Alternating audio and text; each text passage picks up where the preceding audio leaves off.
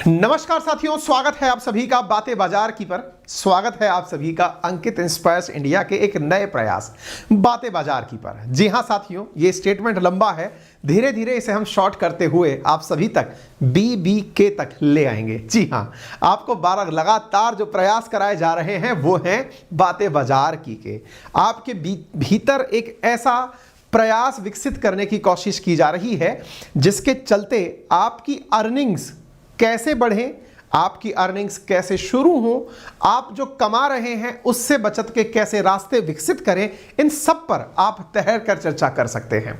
आज के सेशन में जब मैं आपसे यह कहता हूं कि मैं पैसे कैसे बचाऊं, तो आपका एक बहुत ही बट ऑब्वियस प्रकार का रिएक्शन होता है, पहले कमाने का तो तरीका बता दो, कमाना कैसे है, बचत तो बाद में कर लेंगे। बहुत सही, मैं आपको बताता हूं कि आप सभी इस समय कुछ ना कुछ प्रकार से फाइनेंशियली इन्वॉल्व हैं अपनी दिनचर्या में, बस आपको रियलाइज नहीं है। मैं आपको बताऊं, जितने भी साथी मुझे इस समय सुन और देख रहे हैं, किसी भी वर्ग के, किसी भी एज ग्रुप के, कैसे भी हैं, उन सबका कहीं ना कहीं तो फाइनेंशियल ट्रांजैक्शन हो रहा है ना।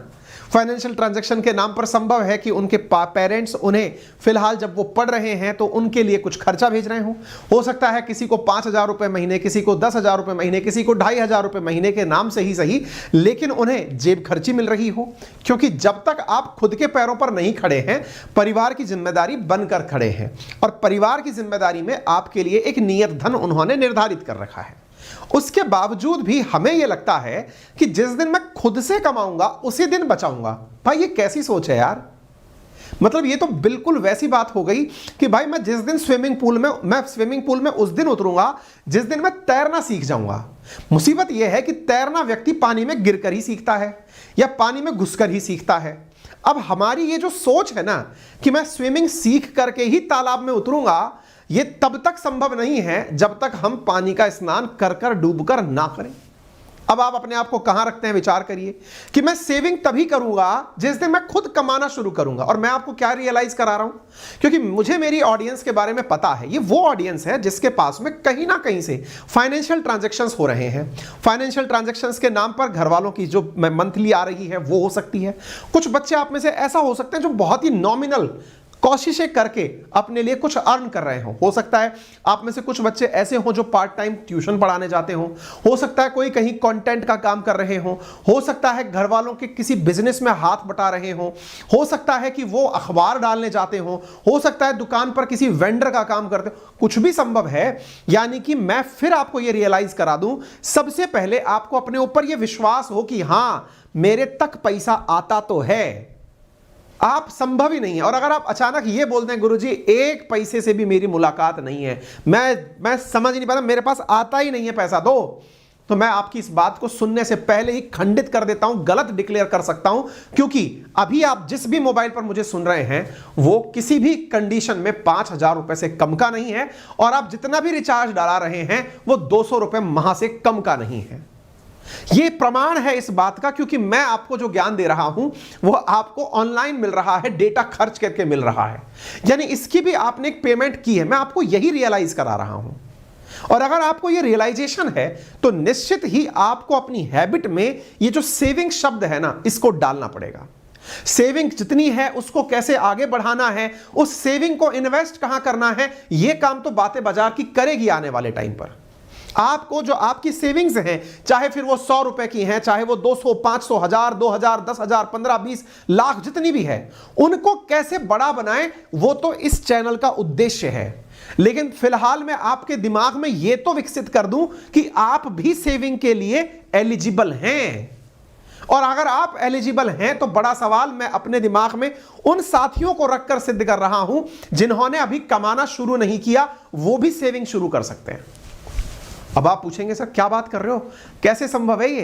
बिल्कुल संभव है, लेकिन इससे पहले जब मैं इतनी राज की बात आपको बताने जा रहा हूं, आपसे इतनी तो अपेक्षा कर ही सकता हूं कि आप सेशन को शेयर करेंगे। चैनल आपका अपना है तो इसे लोगों से सब्सक्राइब भी करवाएंगे, आप भी सब्सक्राइब करेंगे, और वीडियो निश्चित ही जब आपने इतनी देर सुन लिया है तो लाइक कर देंगे, क्योंकि मुझे विश्वास है कि आप अपनी तरफ से एक सेविंग हमारे लिए भी करेंगे और वो है आपके सब्सक्राइब करने और लाइक करने की। चलिए तो शुरू करते हैं, आपको बताते हैं क्या क्या कर सकते हैं आप, पैसे की बचत कैसे शुरू कर सकते हैं आप में से कुछ कहेंगे अजी जाइए सर थोड़ी देर में आप पिगी बैंक के बारे में ना बता दें कहीं, क्योंकि तस्वीर तो आपने गुल्लक की लगा रखी है, कहीं ये ना कह दें कि बच्चे अपने घर में जो भी बचे दूध से जब दूध लेने जाओ 20 रुपए का तो उसका 18 की थैली आती है, 2 रुपए बचा के लाना, उसको जाकर के पिगी बैंक में डाल देना और उससे माचिस का डब्बा अगली बार खरीद लेना है, या फिर वो 2-2 बनकर जब 20 हो जाए तब दूध की एक थैली और पी लेना। नहीं भाई, मैं ऐसा कुछ नहीं बताने वाला हूं। मैं आपको बताने जा रहा हूं कि आप जो खर्च कर रहे हैं ना, उस खर्च से भी आप बचत पैदा कर सकते हैं। साथियों, केवल अगर मैं आपको यह रियलाइज करा दूं कि आपने जितने भी पेमेंट्स थे अगर वो समय पर कर दिए, पेमेंट समय पर कर दिए, हो सकता है आपकी स्कूल की, आपकी कोचिंग की, आपकी नौकरी की, आप जिस घर में रह रहे हैं उसकी, आपकी दुकान के, इन सब के किराए का भी अगर पेमेंट आप टाइम से करने लग गए, बिजली के बिल का अगर आप पेमेंट टाइम से करने लग गए तो भी आप बचत करने लग जाएंगे। आप सोचिए कि आप पेमेंट करके भी सेविंग करते हैं। आप पूछेंगे ऐसे कैसे संभव है? मैं बताता हूं। सामान्यतया जब आप बिजली का बिल चुकाने जाते हैं, या तो आप डेट पर होते हैं, ऑन डेट पर होते हैं, या आप भूल चुके होते हैं। जाने अनजाने में ही सही आपके पास में पेमेंट के साथ में कुछ ना कुछ पेनल्टी जुड़कर आ जाती है। एक हमारा केयरलेसनेस है, यानी एक हमारी ऐसी लापरवाही जिसके चलते हमको यह पता ही नहीं था कि हम टेक्नोलॉजी का उपयोग कैसे कर सकते हैं। क्या हम टेक्नोलॉजी का उपयोग करके अपने कैलेंडर के अंदर तारीखें डाल सकते हैं कि भाई इस दिन मुझे ऐसा करना है? क्या हम कैलेंडर के नोट शीट का उपयोग करना जानते हैं कि हमारे इस दिन से पहले ही हमें मैसेज आ जाएगा? या हम अभी तक यूपीआई का यूज कर रहे हैं, फोन पे, पेटीएम या गूगल पे का उपयोग कर रहे हैं, उनमें ऑटोमेटेड पे का ऑप्शन आता है, क्या हम ये कर सकते हैं? ये सब वो चीजें हैं जिन्हें जो आपको टेक्नोलॉजी के माध्यम से सेविंग बढ़ाना सिखाती हैं। यानी आपके पेमेंट्स भी यदि आप कमाते नहीं हैं, घर वालों की मदद से ही पैसे खर्च करते हैं, तो भी आप अपने पेमेंट्स को टाइम पर करके पेनल्टी नामक चीज से बचते हैं, वो भी एक सेविंग है। तो सेविंग के कई रूप हैं, हम आपको एक एक करके सब पर लेकर चलते हैं। सेशन छोटा और प्यारा रहे, इसके लिए आपसे गुजारिश है कि जल्दी से सेशन को साझा कर दें और इस बात को हम बहुत अच्छे से समझने का प्रयास करते हैं। आपको पता है, यदि आप थोड़ा भी अपना इतिहास याद रखते हैं, जो पीछे बीता, अगर कोरोना आपको कुछ भी यादें देकर गया है तो मैं आपको कुछ यादें दिलाना इसलिए चाहता हूं ताकि आप कनेक्ट कर पाएं चीजों को। अचानक कोरोना का जैसे ही अनाउंसमेंट हुआ, सब लोग एकदम हैंड टू माउथ स्थिति में आ गए। यानी जो व्यक्ति रोजाना कमाने जाता था 10,000, 20,000, 100,000, जो जितना भी कमा रहा था, वो कमाने के नाम पर उन पैसों को खर्च भी कर देता था। मकान की ईएमआई में, गाड़ी की ईएमआई में, महंगे फोन के अंदर, घर के अंदर कोई सामान ले लिया उसके अंदर। जब कोरोना आया, अचानक नौकरी गई, तब रियलाइज हुआ कि क्या करें। मैं ऐसे मेरे कई साथियों को जानता हूं जो ऑफलाइन इंस्टीट्यूशंस चलाया करते थे और उन्होंने अपने खर्चे अपने इंस्टीट्यूशंस के फर्नीचर बेचकर निकाले हैं। Can't you believe? और अगर आप नहीं जानते तो ऐसे लोगों से जाकर मिल लीजिएगा। आपको बहुत से ऐसे लोग इस समय मार्केट में मिल जाएंगे जिन्होंने अपने खर्चे चलाने के लिए ऑनलाइन, जो मतलब जितना भी कारोबार ऑनलाइन करना था किया, जितना हो पाया ठीक है, नहीं हो पाया तो उन्होंने अपने खर्चे मेंटेन करने के लिए अपने संस्थान के जो मतलब यूटेंसिल्स थे, जिनको कहते हैं बर्तन बिक जाना, जिन्होंने अपनी बेंचेस बेच दी, किसी ने अपनी बोर्ड्स बेच दिए, किसी ने अपने कंप्यूटर एक्स्ट्रा थे वो बेच दिए ताकि किराया निकलता रहे। आप विचार करिए ये फाइनेंशियल प्लानिंग की कितनी बड़ी लूपहोल है। और मैं अकेला नहीं हूं इस तरह के गवाह बनने वाला। आप में ना जाने कितने लोग ऐसे होंगे जिन्होंने ऐसी चीजों को जीवंत देखा है। और साहब, परिस्थितियां बिगड़ती हैं ना तो कहकर नहीं बिगड़ती हैं। यानी आज हम स्वस्थ हैं, आज हम आपके सामने हैं, लेकिन कल का क्या हो जाए किसी को पता थोड़ी है। और जब कल क्या हो जाए जब नहीं पता है तो हम क्या करें, इसकी तैयारी आज ही होनी है। आज ही हमें अपने उन हिस्सों को पहले से ही सेटल रखना है। जैसे अगर आप थोड़ा भी अर्न कर रहे हैं, थोड़ा भी, मैं ये मानता हूं कि एक उम्र के बाद हर बच्चे को अर्न करने में उतर जाना चाहिए। वो बात दूसरी है कि वो कंपटीशन की तैयारियों में सामान्यतया अर्निंग को सेकेंडरी स्टेज पर मानता है कि जब सरकारी लगेगी तभी कमाऊंगा। लेकिन फिर भी अगर कोई कमाता है तो दो चीजें जो सबसे ज्यादा रिक्वायर्ड है ना, एक है हर व्यक्ति के पास में जो मरणोपरांत पॉलिसी का पैसा मिलता है, जिसे लाइफ इंश्योरेंस कहते हैं। बहुत ही नॉमिनल ईएमआई पर मिलता है क्योंकि कम उम्र में आप उसे लेते हैं। कोई बच्चा अभी 20 से 25 साल की उम्र में अगर है, उसे संभव है कि 1 करोड़ रुपए तक का या 50 लाख रुपए तक का लाइफ इंश्योरेंस महज 5-10 हजार रुपए सालाना की कीमत पर मिल जाए। 5-10 हजार रुपए वो सालाना देगा और जितना जिंदा है तब तक देता रहेगा। अगर खुदा न खास्ता कुछ हो जाए तो उसके जो डिपेंडेंट्स हैं उन्हें पूरा भर के वो पैसा मिलता है। ये सब चीजें मैं क्यों बता रहा हूं? बोले सर आप अशुभ अशुभ क्यों बोल रहे हैं? अशुभ नहीं बोल रहा हूं, मैं आपको स्वतंत्र करने के लिए, आपकी चिंता से फ्री करने की कोशिश कर रहा हूं। हम जब भी कुछ करते हैं भविष्य की प्लानिंग में, हमारे अनसर्टेनिटी जब हमें तोड़ने लगती है। आज आप सोचकर देखिए, कोरोना के नाम पर जिनके पास में जेब में पैसा था इलाज करा लिया, लेकिन बहुत से लोग ऐसे भी तो थे जिनके पास पैसा ही नहीं था घर में इलाज कराने का, जो डॉक्टर्स के पास जा तो रहे थे सिलेंडर के लिए लेकिन ऑक्सीजन की फीस नहीं दे पा रहे थे। तो क्या करें? दो तरीके होते हैं इस जगह भी। एक तरीका, नॉमिनल ईएमआई के साथ आप अपने लिए बहुत ही कम खर्च करके हेल्थ इंश्योरेंस परचेज कर सकते हैं। हालांकि बहुत सारी राज्य सरकारें, भारत सरकार भी आयुष्मान भारत के माध्यम से या राजस्थान सरकार चिरंजीवी योजना के माध्यम से लोगों को फ्री हेल्थ इंश्योरेंस दे रही है, लेकिन फिर भी यदि ये योजनाएं ना भी हो, आप किसी ऐसे राज्य में हो जहां ये योजनाएं लागू ना हो, तो भी आप नॉमिनल खर्च करके अपने बीमार होने पर आपको एक साथ पॉकेट पर भार ना पड़े। एक समय था साथियों, जिस समय मुझे याद है अच्छे से, उस समय देश की हालत यह थी कि देश के अंदर जो अधिकांश लोग कर्जदार थे, बड़ी मात्रा में जो नंबर था, ज्यादा वैल्यू के हिसाब से नहीं, नंबर के हिसाब से, कि लाखों लोग कर्जदार हैं, उनके कर्जदार बनने की जो शुरुआत थी वो उनकी बीमारी पर हुई थी। उनके घर का कोई व्यक्ति किसी भीषण बीमारी में पीड़ित हुआ और पीड़ित होते ही उनके परिवारजनों को लोगों से उधार पैसा लेना पड़ा, क्योंकि मेडिसिन या फिर ऑपरेशंस बहुत महंगे हुआ करते थे, आज भी महंगे हैं। फाइनेंशियल प्लानिंग आपको सिखाती है कि अगर 1-2 लाख रुपए का कहीं किसी सर्जरी के लिए खर्चा आ जाए तो आपको किसी से मांगना इसलिए ना पड़े, यार 2 लाख रुपए देना, मैं जब मेरे पास होंगे तब लौटा दूंगा। अब उस 2 लाख जो एकदम फटके आपके सामने आ गया, उसको चुकाने के लिए आप अपनी प्लानिंग कर रहे हैं। जरा विचार करिए, ऐसे आपातकाल से बचने के लिए आपने पहले ही एक इंश्योरेंस ऐसा ले रखा था जो बहुत ही नॉमिनल दाम पर अवेलेबल था, 2-5 हजार रुपए सालाना की फीस पर अवेलेबल था, और जरूरत पड़ने पर वो आपको 2-5 लाख रुपए एक बार में दे गया। प्लानिंग नहीं है तो और क्या है? आप विचार करके देखिए कि आप अगर खुद नहीं कमाते हैं, आपके परिवार में तो कोई कमाता होगा, आप उन्हें सजेस्ट कर दें कि पापा अगर हम लोग लाइफ इंश्योरेंस ले लें तो एक बहुत मुसीबत से दूर हो जाएंगे, या फिर हम हेल्थ इंश्योरेंस ले लें। मैं किसी कंपनी का प्रचार नहीं कर रहा हूं कि आप इस कंपनी का हेल्थ इंश्योरेंस, आप सरकारी ले लीजिए जो लेना है, लेकिन आप सबसे बड़ी बात समझकर देखिए कि ये फाइनेंशियल प्लानिंग है, यही बचत है। कल को अचानक मान लीजिए ऐसी परिस्थिति बिगड़ जाए कि आपके घर वालों को किसी ट्रीटमेंट के लिए 5 लाख रुपए की जरूरत पड़ जाए, आप क्या करेंगे? अपने रिश्तेदार नातेदारों से उधार मांगेंगे। वहीं दूसरा विकल्प यह है कि आज समझदारी दिखा के आप अपने पापा के साथ बैठते हैं और उनसे कहते हैं कि पापा इतनी सारी कंपनियां हैं, कोई ना कोई इंश्योरेंस बेच रही है, एक बार बढ़िया सा रिव्यू देख लो, इनके रिव्यू के आधार पर इनका एक प्रोडक्ट परचेज कर लो। हो सकता है सालाना 5 हजार रुपया हमारा जाए, लेकिन उस दिन जब हमें जरूरत पड़ेगी किसी का मुंह नहीं ताकना पड़ेगा। ये समझदारी है जी, ये फाइनेंशियल प्लानिंग है, ये असल में बचत है। हम आगे वाले कर्ज को हम ये समझते हैं जिस दिन आग लगेगी उस दिन कुआं खोदेंगे, गलती है हमारी भाई। हमारी प्लानिंग होनी चाहिए कि ये जीवन है, हमारा शरीर एक मशीन की तरह चल रहा है, मशीन में खराबियां आती हैं, गाड़ी पंचर होती है, हमारा सबका यहां लॉन्ग लास्टिंग कार्यकाल नहीं है। संभव है कि आज मैं आपके सामने स्वस्थ बोल रहा हूं, कल अचानक एकदम स्क्रीन ब्लैंक हो जाए, कुछ नहीं पता भाई। ये जीवन बड़ा अनप्रिडिक्टेबल है, लेकिन हमारी वजह से लोग पीड़ित ना हो जाएं तो कुछ चीजें हमको करनी चाहिए, उनकी तरफ आपका ध्यान आकर्षण है। क्लियर? अब ये तो हो गई, मैंने एकदम एक्सट्रीम लेवल पर आपको डराने की बातें कर दी।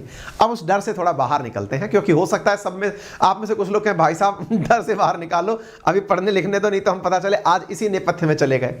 तो ऐसी स्थिति में मैं आपको कुछ नियम सिखाने जा रहा हूं जिनको आप अपने लाइफ स्टाइल में डाल करके अपने जीवन में कुछ नया कर सकते हैं। कुछ मिला के कुल लगभग 11 नियम हैं जिन्हें आप जीवन में यूज कर सकें। जैसे आप जब भी कोई काम करें सबसे पहले आप बजट तय कर लें। बजट तय करने से अर्थ क्या है मैं आपको बताता हूं।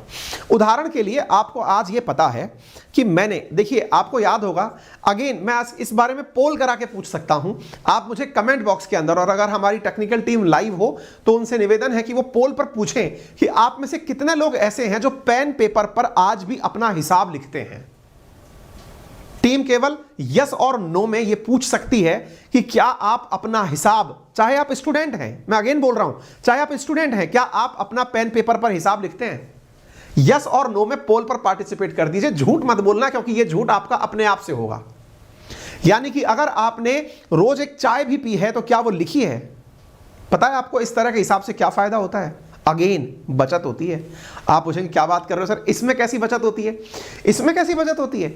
आप एक महीने का जो आपका बजट घर वालों ने दिया, अगर मान लीजिए 5,000 रुपए महीने आपको घर वाले दे रहे थे और आपने उस 5,000 का एक गुप्त रूप से अपना हिसाब बनाकर लिखा हुआ था और उसे एनालाइज किया अंत में जाकर के कि मैंने सबसे ज्यादा पैसा किस पर खर्च किया, आपको अगले महीने की प्लानिंग पहले ही हो जाती है कि यार अपन ने 5,000 में से 1,000 रुपए की तो चाय पी ली, इस 1,000 रुपए की जगह अगर मैं स्टोव और खुद कुछ ले आता तो कुछ बढ़िया होता, चाय की जगह कोई और अल्टरनेट ले आता। अगेन आप बचत के बारे में विचार कर पाते हैं। यानी कि बजट की जो प्लानिंग है ना, वो अपने आप में ऑडिटिंग सिखाती है। कहते हैं कि केवल लिखना यानी अकाउंटिंग करना ही जीवन का एक तरफा राज नहीं है। लोग एक बात बताइए, कभी आपने ये विचार किया है बड़ी बड़ी कंपनियां अपने अकाउंट्स मैनेज क्यों करती हैं? बड़ी बड़ी मात्रा में अकाउंटेंट्स या सीएस को क्यों बिठाती हैं? ताकि जब साल के अंत में या मंथ के एंड में ऑडिट हो। ऑडिट का अर्थ यही होता है यह जांचना कि हमारा किस क्षेत्र में ज्यादा खर्च हो रहा है और किस क्षेत्र में कम खर्च हो रहा है, क्या बढ़ाने की जरूरत है और क्या घटाने की जरूरत है। वित्तीय प्रबंधन इसी को कहा गया है। पहले अकाउंटिंग करिए और फिर उसकी ऑडिटिंग करिए। ऑडिटिंग का अर्थ होता क्या है? यही कि आपने जो खर्च किया है उसे जांचिए कि कहां खर्च किया। तो अगेन आपसे मैं बोलना चाहूंगा कि आप अपना मंथली बजट तय करें। बजट तय कर लिया, उसकी पूरी तरह से लिखा पढ़ी करें और लिखा पढ़ी करके उसे पूरी तरह गोल ओरिएंटेड बनाएं। गोल ओरिएंटेड का मतलब मेरे 5,000 रुपए मुझे क्यों दिए गए हैं, यह विचार करें। आपके पास ऑप्शंस बहुत हैं कि 1,000 रुपए कमरा वाला ले लेगा, 2,500 रुपया मैस वाला ले लेगा, इसके बाद 1,000 रुपए में अपना पूरा मंथ निकालना है। लेकिन इसके अंदर अगर हम अपना लक्ष्य डाल दें कि यदि मैं इसमें लाइब्रेरी की फीस ऐड कर दूं, उसकी जगह कमरा शेयरिंग का ले लूं, अच्छा हो जाएगा। नंबर दूसरा, अगर खाना 2,500 रुपए में टिफिन आता है, यदि मैंने खुद ने कहीं से पैसे मैनेज करके अपने घर पर खाना बनाना शुरू कर दिया तो ये खर्चा बच जाएगा, मैं स्वस्थ रहकर खाना भी खा पाऊंगा और पैसे भी बचा लूंगा।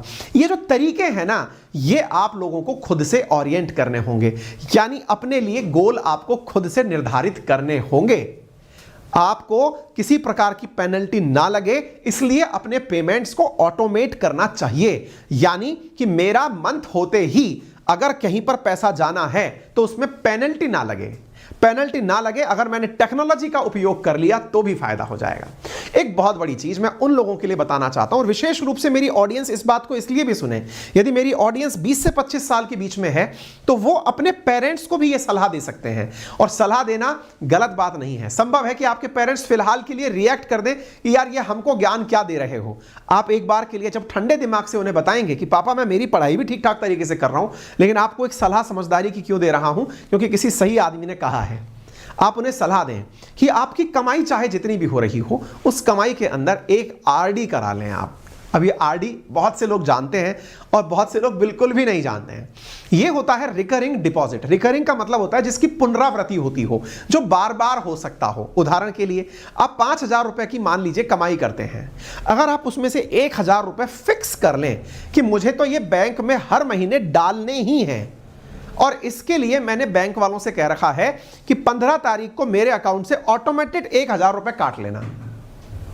यानी आपका जो ऑटोमेशन है पेमेंट का, वो पर मंथ होने लग जाए, that is known as recurring deposit. क्या सर ये म्यूचुअल फंड्स हैं? नहीं, ये सेविंग है, लेकिन मंथली लेवल पर होने वाली, किस्तों के आधार पर होने वाली, जो कि पुनरावृत्ति में होती है।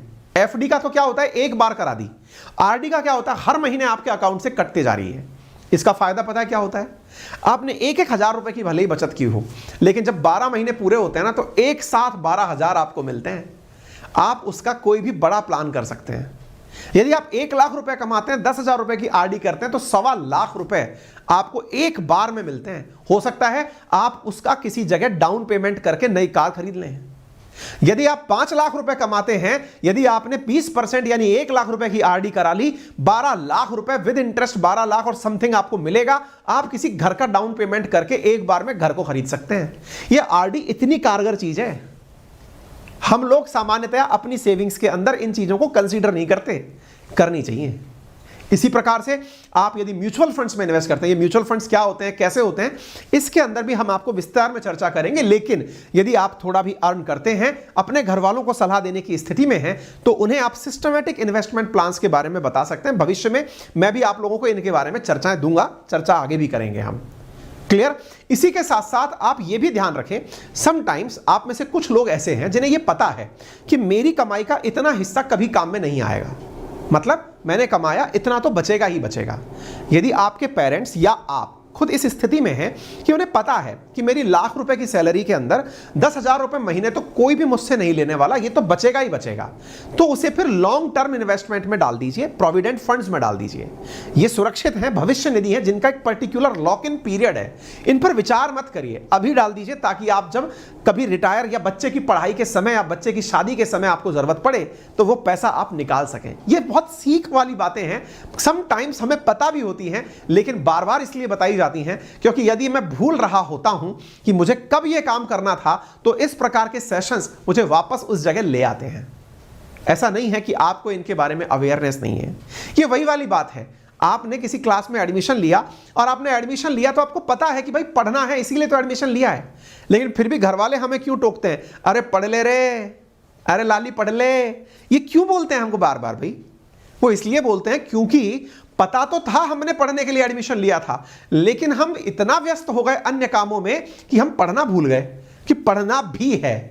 समझ गए आप? ऐसा नहीं है कि आप कमाते हैं तो आपको नहीं पता है कि आपको बचत करनी है।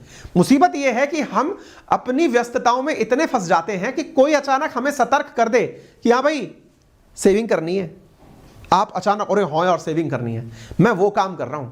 समटाइम्स आप जब गाड़ी सड़क पर चला रहे होते हैं, आपको पता है गाड़ी टकराएगी, लग सकती है, आपके जान भी जा सकती है, फिर भी रोड पर क्या लिखा होता है, ड्राइव केयरफुली। क्यों? उनको नहीं पता सामने वाला गाड़ी चला रहा है तो उसको केयरफुली चलानी चाहिए, अदरवाइज मर जाएगा। पता है। समटाइम्स वो इस भ्रम में भूल गया क्योंकि उसे कहीं और से थ्रिल मिल रहा था, उसे तेज चला के फील आ रहा था। अचानक एक सामने कोटेशन लिखी मिलती है, आपका घर पर कोई इंतजार कर रहा है, एकदम अरे यार मैं तो भूल ही गया था, मेरे बच्चे भी हैं, अचानक आपने गाड़ी धीरे कर ली।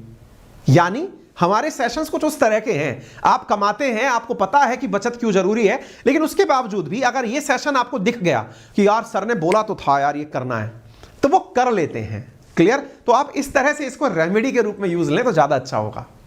कोशिश करें कि आपको ज्यादा इंटरेस्ट रेट के ऊपर कोई भी लोन लेना ना पड़े। एक तो ये जो क्रेडिट कार्ड नामक बीमारी चल रही है ना, इससे पूरी तरह बच जाएं यदि संभव हो तो। अगर करना है उपयोग तो इतना स्मार्टली उपयोग करो कि क्रेडिट कार्ड वाला भी कहे यार भाई साहब क्या दिमाग लगाया इस आदमी ने। आप पूछेंगे कैसे? देखिए दो तरीके हैं इसमें। क्रेडिट कार्ड नामक बीमारी से बचने की सलाह क्यों देता हूं? क्योंकि आप लोग उसका गलत उपयोग करने लगते हैं। कैसे? कि यार 45 दिन का इसके अंदर पीरियड मिला हुआ है, पैसा निकाल लो, काम में ले लो, 45 दिन बाद तक चुका देना, कोई भी ब्याज नहीं लगेगा। फिर आपके दिमाग में यह सवाल भी आना चाहिए, तो यार ये लोग पैसा कैसे कमाते हैं? क्रेडिट कार्ड देने वाले आपकी गलतियों से। उन्हें पता है बेटा कि तेरे को हम ऐसी आदत डाल देंगे कि तू 40 दिन में जो पैसा जमा कराता है, एक दिन तो ऐसा महीने में तू चढ़ेगा हमारे हत्थे कि तू 40 की जगह 45 दिन क्रॉस कर जाएगा। और जिस दिन तू क्रॉस कर गया ना बेटा, ऐसा सिबिल बिगाड़ेंगे तेरा, इतना ब्याज ठोकेंगे कि तू क्रेडिट कार्ड यूज करना भूल जाएगा। भाई साहब परसेंटेज मल्टीपल्स में चली जाती है ब्याज की, 36% तक पैसे की ब्याज निकाल लेते हैं ये। पता भी नहीं चलता कि यार ये गलती मुझसे कब हो गई। आपका पूरा की पूरा निकाल लिया हिसाब। समझदार व्यक्ति वही है जो क्रेडिट कार्ड में भी ऑटोमेशन का मोड रखे कि इस दिन अपने आप पैसा जमा होता रहे। वो समझदार व्यक्ति है। क्रेडिट कार्ड का उपयोग करते समय पहले तो अपनी कमाई देखे। क्रेडिट कभी भी ले, लेकिन क्रेडिट को अपनी हैसियत से ज्यादा ना लें, यानी कि जितना कमाते हैं उससे ज्यादा खर्च कभी ना करें। यह सबसे पुअर इन्वेस्टमेंट प्लानिंग है। अपने खर्चों पर लगाम लगाएं। कैसे संभव है साहब? ये संभव है साहब, आज आपके मोबाइल में कहीं ना कहीं से कोई ना कोई लॉगिन जरूर हो रखा है। साल भर में आपको 2 मूवी देखनी थी, आपने अमेजन प्राइम का 1000 रुपए का सब्सक्रिप्शन ले लिया, नेटफ्लिक्स का 2500 का सब्सक्रिप्शन ले लिया, ओटीटी प्लेटफॉर्म्स इतने सारे आ गए, कोई ना कोई सब्सक्रिप्शन आप लिए पड़े हैं। मुश्किल से साल भर में 20 मूवी या सीरियल देख पाए आप, लेकिन फिर भी आपने हजारों रुपए अटका के डाल दिए। और तो और आप उनको निकालना भूल गए। होता क्या है समटाइम्स कि मैंने मंथली सब्सक्रिप्शन लिया, लेकिन मंथली लगा करके वो लोग समझदार हैं। आप कभी भी अगर इस तरह के ओटीटी प्लेटफॉर्म्स को लेते हैं, वो आपसे आपकी पूरी कार्ड डिटेल्स वगैरह सब डलवाते हैं, और वो क्या करते हैं, आपको याद नहीं रहेगा लेकिन उन्होंने मैकेनिकल कर दिया, वो टेक्निकल कर दिया सारा काम। हर महीने ऑटोमेटिक आपका पैसा डिडक्ट हो जाएगा, आपको पता भी नहीं चल रहा है, आपका मंथली पैसा कटता जा रहा है और आप हर बार रिग्रेट कर रहे हैं, यार मैं निकालना भूल गया था। आप भी टेक्नोलॉजी का यूज करें, आप भी खुद के लिए ऐसे अलार्म सेट करें कि इस दिन मेरा अमेजन का सब्सक्रिप्शन खत्म हो रहा है, मुझे लॉग आउट कर देना है। ये तरीके हैं, यानी कि आप कमाएं या फिर खर्च करें, लेकिन खर्च करते समय अगर आप स्मार्टनेस दिखा गए तो यह आपके लिए एक बहुत बड़ी चीज बनती है। आप इसका उपयोग करें। और जब आप इतना प्यार मुझे दे ही रहे हैं ना, तो यार चैनल को सब्सक्राइब करने में, वीडियो को शेयर करने में, वीडियो को लाइक करने में मुझे ये बार बार क्यों कहना पड़ता है। आप मेरी भी सेविंग और मेरे भी प्यार को थोड़ा साझा करें ना यार, इतना तो आपसे उम्मीद की जाती है, कर दीजिए एक बार दम लगाकर, क्योंकि चैनल नया है, आप ही को अपने परिवारजनों तक पहुंचाना है। मैं ये कह रहा हूं ना, ये एक ऐसा चैनल होने जा रहा है जो आप अपने परिवारजनों के साथ बैठकर तसल्ली से देख सकते हैं, क्योंकि यहां पर कमाने के और बचाने के सारे तरीके आपसे डिस्कस किए जाएंगे पूरी तरीके से, ठीक है। और समटाइम्स आपके साथ क्या होता है ना जी, आप बहुत मोटिवेटेड हो जाते हैं। मोटिवेटेड से मतलब, यार मेरे को ना ये जीन्स पसंद आ रही है, या मेरे को ये फोन पसंद आ रहा है, भाई साहब चाहिए अपन को, तो हमका तो चाहिए और बाल चाहिए। और भाई साहब वो चाही का केस ऐसा आपके अंदर क्यूरोसिटी पैदा करता है कि आप अपनी लगाम छोड़ करके उसको लेने पहुंच जाते हैं बाजार में कि दे दो यार हमको, तो ये जेब से रोकड़ा निकाला नहीं है तो साहब क्रेडिट कार्ड निकाला, भाई साहब दे दो।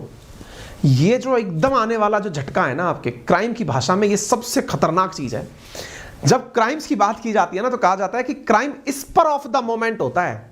यदि वो क्षणिक या वो क्षण क्रॉस कर दिया जाए तो ना इस दुनिया में किसी का मत कत्ल हो, ना कोई व्यक्ति कभी सुसाइड करे। यानी कि किसी भी क्राइम की स्टोरी को उठाकर अगर आप देखेंगे तो उसमें पता चलेगा कि 90 मैक्सिमम परसेंट, मैं परसेंटेज में कोट इसलिए नहीं करना चाहता, मेजॉरिटी क्राइम कैसे होते हैं, क्षणिक। यानी कि क्रिमिनल से जब यह पूछा जाता है कि यदि तुम उस समय कंट्रोल कर जाते तो कैसा बच जाता, यदि तुम उस समय कंट्रोल कर जाते तो। कई बार जो लोग सुसाइड अटेम्प्ट्स कर रहे होते हैं वो केवल इसलिए बच जाते हैं कि अचानक कोई उस समय घर की घंटी बजा देता है। वो अचानक घर की घंटी बजा देता है ना, उनका ध्यान बढ़ जाता है और उन्हें रियलाइज होता है, अरे यार ये मैं क्या कर रहा था। ये बहुत सारी बायोग्राफी पढ़ी, आप पढ़ लीजिएगा, बहुत सारे टेस्टिमोनियल पढ़े, आप ऑनलाइन पढ़िएगा। शॉपिंग भी एक ऐसा ही अटेम्प्ट है जो कि आपको डोपामाइन देता है, आपको थ्रिल देता है कि वाह मजा आ गया यार, क्या गजब चीज खरीद ली, फील गुड कर रहे हैं, बाद में रिग्रेट कर रहे हैं, यार इसकी तो प्लानिंग ही नहीं थी। क्या कभी आपने सोचा कि आप किसी शॉपिंग मॉल में जाते हैं या किसी भी बड़े शोरूम में जाते हैं, आपके सामने वो इतनी सारी चीजें सामने क्यों रखता है? आप कभी विचार करिए। मैंने कल परसों आपको डीमार्ट की कहानी सुनाई थी, क्या कभी सोचा डीमार्ट सक्सेसफुल कैसे हुआ? मैं बताता हूं कैसे सक्सेसफुल हुआ। उसकी केस स्टडी किसी दिन लेंगे आपके सामने कि डीमार्ट सक्सेसफुल क्या हुआ, क्या तरीके हैं इस मॉल कल्चर के सक्सेसफुल होने के।